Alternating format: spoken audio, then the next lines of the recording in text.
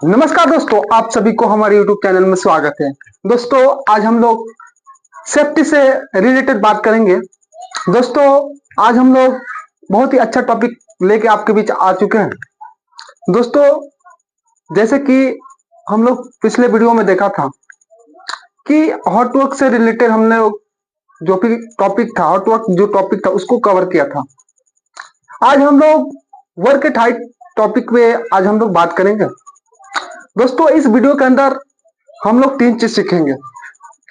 पहला चीज समझने की कोशिश करेंगे कि what is work at height, यानी वर्क एट हाइट होता क्या है।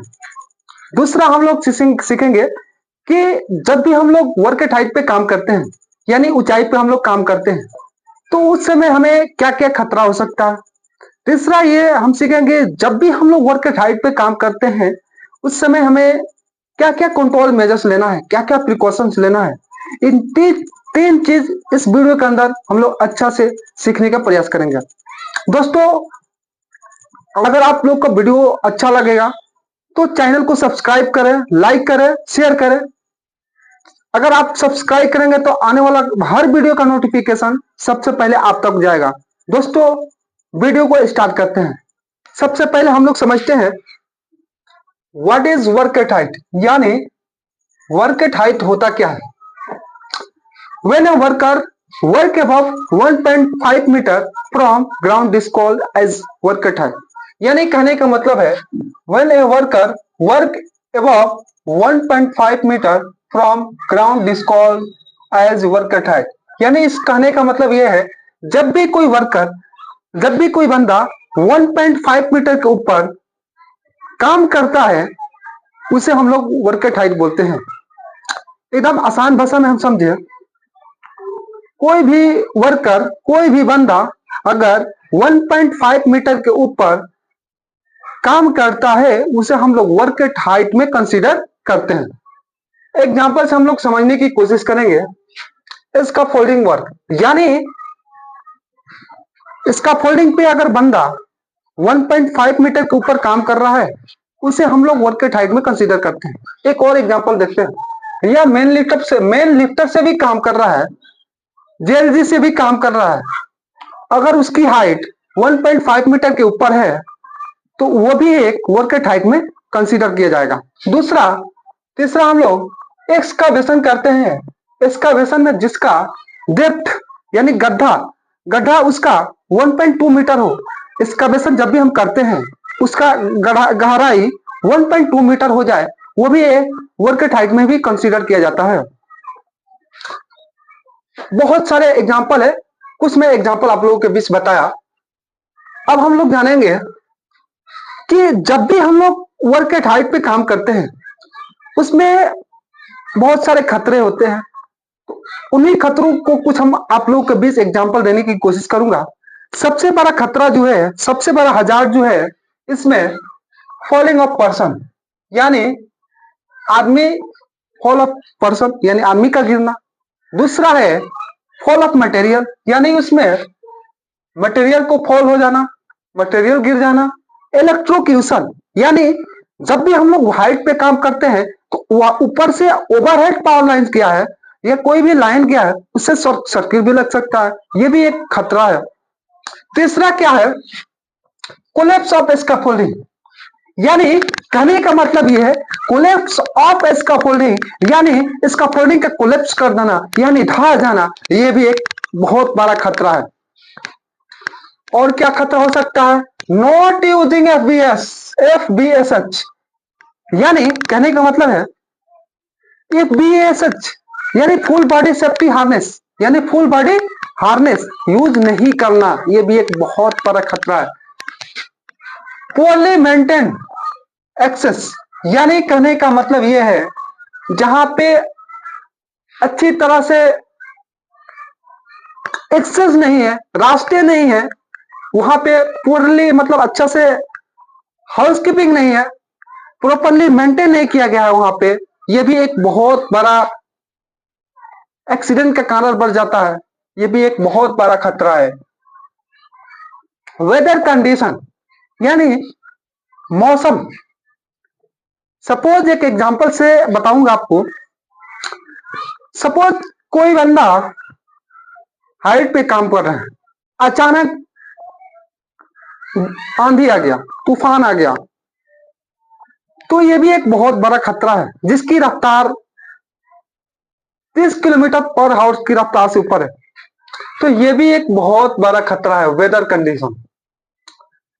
तो जो भी मैंने खतरा बताया आपको, उसमें इससे बचने के लिए हमें क्या क्या कंट्रोल मेजर्स लेना है, क्या क्या हमें प्रिकॉशंस लेना है, इसके ऊपर हम लोग बात करेंगे। दोस्तों जैसा कि मैंने जो भी हजार्ड बताया, इसके लिए हमें क्या क्या कंट्रोल मेजर्स लेना है, इसके लिए हमें क्या क्या प्रिकॉशंस लेना है, ये सारी अभी हम लोग जानने की प्रयास करेंगे, जानने की कोशिश करेंगे। दोस्तों अगर ये वीडियो अगर आपको अच्छा लगेगा तो प्लीज लाइक करें, शेयर करें, सब्सक्राइब करें, क्योंकि आपका हर एक लाइक, हर एक सब्सक्राइब मेरा मोटिवेट देता है, मोटिवेट होता है, ताकि ऐसे ही वीडियो हम लोग आपको अच्छे से अच्छे वीडियो बनाकर आपको नॉलेज गेन करें। क्योंकि मेरा चैनल का नाम ही है असगर गेन, तो नॉलेज गेन मेरा असगर गेन चैनल का नाम है। तो ऐसे वीडियो देखने के लिए मेरे चैनल को सब्सक्राइब करें, ताकि आने वाला हर वीडियो का नोटिफिकेशन सबसे पहले आप तक पहुंचेगा। दोस्तों वीडियो को स्टार्ट करते हैं, फिर कंट्रोल मेजर्स में हम लोग चलते हैं कि हमें वर्क एट हाइट पे काम करना है, तो हमें क्या क्या कंट्रोल मेजर्स लेना है, क्या क्या हमें प्रिकॉशंस लेना है, इस पे हम लोग बात करेंगे। तो दोस्तों सबसे पहले आपको वर्क एट हाइट पे काम करने के लिए आपको पीटीडब्ल्यू होना ही होना चाहिए, परमिट टू वर्क। यानी परमिट टू वर्क इस वीडियो में मैं बताऊंगा परमिट टू वर्क होता क्या है, व्यूअर को मैं समझा दूं परमिट टू वर्क होता क्या है। यह एक लीगल डॉक्यूमेंट है, it is a legal document which gives permission start to the job. कहने का मतलब यह एक लीगल डॉक्यूमेंट है जो हमें काम करने की परमिशन देता है। दोस्तों दूसरा हमें क्या ले रहा है करना, जो भी बंदा अगर हाइट पे काम करना चाहता है, अगर करना चाहता है तो उसको एक वर्टिगो टेस्ट होता है। वर्टिगो टेस्ट उस बंदे को होना ही होना चाहिए। वर्टिगो टेस्ट क्या होता है, थोड़ा इसमें थोड़ा सा मैं इसको संक्षेप में थोड़ा सा हल्का सा शॉर्ट में समझाने की कोशिश करूंगा। वर्टिगो टेस्ट एक टेस्ट होता है जिससे उसमें बीपी चेक किया जाता है, उसका प्रेशर चेक किया जाता है कि ये बंदा जो है हाइट पे उसका जो ब्लड प्रेशर है उसको एक जांच किया जाता है। कि अगर वो डॉक्टर लोग जांच करता है, लेकिन इंडस्ट्री में इसकी जांच होती है, हाइट पास बनता है, तो इसकी जांच करने के बाद उसमें ये मतलब अगर अच्छा आपका बीपी रहेगा, जो भी रहेगा बीपी रहेगा, तो मतलब एक कार्ड बना के दे दिया जाता है आपको, हाइट पास दे दिया जाता है। उसी को हम लोग वर्टिगो टेस्ट के नाम से जाने जाते हैं। दोस्तों तीसरा पॉइंट आपको क्या करना है, जब भी आपको हाइट पे अगर आपको काम करना है तो फुल बॉडी हार्नेस पहनना है, वो भी जिसमें 2 लैनियार्ड हो, जिसमें 2 लैनियार्ड हो। Wear full body harness with 2 lanyard. अब हमको क्या प्रिकॉशंस लेना है, allow only 10% and competent person for work at height. यानी कहने का मतलब यह, जो भी बंदा अगर हाइट पे काम कर रहा वो ट्रेंड होना चाहिए, कॉम्पिटेंट होना चाहिए, उसको वर्टिगो टेस्ट होना चाहिए, होना ही होना चाहिए। सपोज एग्जांपल के तौर पे एक बताऊंगा, कोई बंदा 50 साल का है, अगर उसको बोलिएगा हाइट पे काम करने के लिए, क्या वो कर पाएगा? नहीं कर पाएगा, उससे हाइट पे चढ़ा ही नहीं जाएगा। इसीलिए जो भी बंदा कॉम्पिटेंट है वही बंदा उस पे काम कर सकता है, अन्यथा नहीं कर सकता है। लेडर शुड बी 75 डिग्री, यानी लेडर जो है हमारा कभी भी 75 डिग्री में ही होना चाहिए। लेडर जो है हमारा 75 डिग्री में ही होना चाहिए। डिटेल्स में बताऊंगा तो वीडियो बहुत ही लंबी हो जाएगी। दोस्तों शॉर्ट में बताने की प्रयास करते हैं।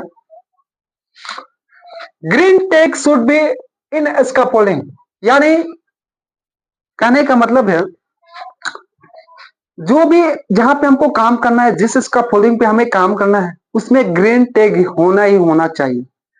दोस्तों शॉर्ट में बता दूं टैग होता क्या। टैग जो होता है टेक बेसिकली इंडस्ट्री के अंदर there are 3 types of tag, red, green, yellow. Red means not using in scaffolding. Red tag जो होता है जिसके हम लोग जिस स्कैफोल्डिंग में लगा होता है उसको हम लोग यूज नहीं, उस स्कैफोल्डिंग पे हम लोग काम नहीं कर सकते हैं। दूसरा होता है येलो। येलो का मतलब होता है वो जो स्कैफोल्डिंग है वो मॉडिफिकेशन के लिए, मतलब मॉडिफिकेशन हो रहा है उसमें, मतलब तैयार हो रहा है, बन रहा है। तीसरा होता है ग्रीन। ग्रीन्स ग्रीन मतलब उसमें लगाया जाता है जिसमें हम लोग यूज कर सकते हैं। इट इज मतलब ग्रीन जिसमें जिस स्कैफोल्डिंग में लगा है उसमें, उस स्कैफोल्डिंग पे हम लोग काम कर सकते हैं, वो हमारे लिए सेफ है। जिसमें रेड है लगा है वो हमारे लिए सेफ नहीं है। तो सीधी भाषा में हम समझेंगे there are 3 types of tag. कौन कौन? Green means use scaffolding, uses scaffolding, या मतलब उसको हम लोग यूज कर सकते हैं। दूसरा होता है रेड नॉट यूजिंग स्कैफोल्डिंग, मतलब वो यूज करने के लायक नहीं है। तीसरा होता है येलो मीन्स मॉडिफिकेशन, जो मतलब वो स्कैफोल्डिंग है मॉडिफिकेशन हो रहा है। अब यहाँ पे व्यूअर को मैं बताना चाहूंगा स्कैफोल्डिंग में भी बहुत सारे पॉइंट है, बहुत सारे उसमें क्वेश्चन हो यहाँ से खड़ा होता है, जो स्कैफोल्डिंग का भी कैपेसिटी रहता। Suppose there are 3 types of scaffolding tag के अंदर, उसमें लिखा रहता है डिटेल। यहाँ पे मैं शॉर्ट में बताने की कोशिश करूंगा। पहला होता है लाइट। अगर लाइट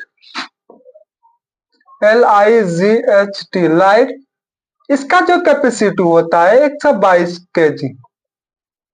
दूसरा होता है हैवी। तीसरा होता है मीडियम। अब इसका हो गया 122, मीडियम को हो गया 244, इसका होता है 366। हम लोग ज्यादा जो है यूज करते हैं मीडियम, 244 kg। एक एग्जांपल आपको बताऊंगा यहाँ पे।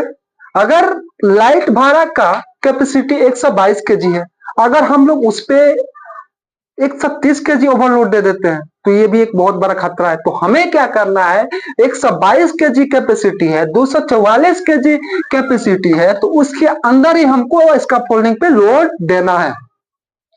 अब आता है ऑलवेज एंकरिंग और FBH टू एंकरिंग पॉइंट, यानी कहने का मतलब है हमेशा हमको जब भी काम करना है, प्लेटफॉर्म पे काम करना है, स्कैफोल्डिंग पे काम करना है, तो हमें एंकरिंग करके ही रखना है। ऐसे नहीं कि बेल्ट पहन लिए ऐसे ही खड़ा है, मतलब एंकरिंग नहीं किया तो ये भी एक खतरा है। वो बेल्ट पहनने से कोई फायदा नहीं होगा, वो अगर सपोज कुछ हो जाएगा तो वो नहीं बच पाएंगे, क्योंकि अगर एंकरिंग करेंगे तभी बच पाएंगे।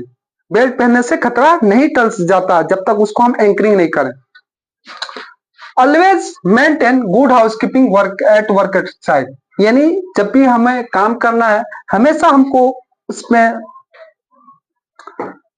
हाउसकीपिंग को मेंटेन करके रखना है। प्लेटफॉर्म एक्सेस, जो भी प्लेटफॉर्म है उसमें एक्सेस है, आने जाने की जो भी रास्ता है उसको हमको मेंटेन करके रखना है, ताकि हमको कोई दिक्कत ना हो काम करने में। समझ में आया दोस्तों? और मैं बताना चाहूंगा कि जब भी हम लोग बेसिकली हाइट पे काम करते हैं तो स्पेनर यूज करते हैं। स्पेनर में हमको कभी भी रोप का यूज करना है, क्योंकि ऐसे ही हम लोग पाना मार रहे हैं तो सपोज वो नीचे गिर जाएगा, हाथ में से स्लिप कर जाएगा तो नीचे गिर जाएगा। तो हमें जो भी स्पेनर यूज करना है तो उसमें रोप में से बना हुआ होना चाहिए। दोस्तों इसी के साथ वीडियो को समाप्त करते हैं। अगर दोस्तों आप लोग को ये वीडियो अच्छा लगा होगा तो प्लीज चैनल को सब्सक्राइब करें, लाइक करें, शेयर करें। बस मिलते हैं नेक्स्ट वीडियो में। इसी के साथ वीडियो को समाप्त करते हैं। जय हिंद।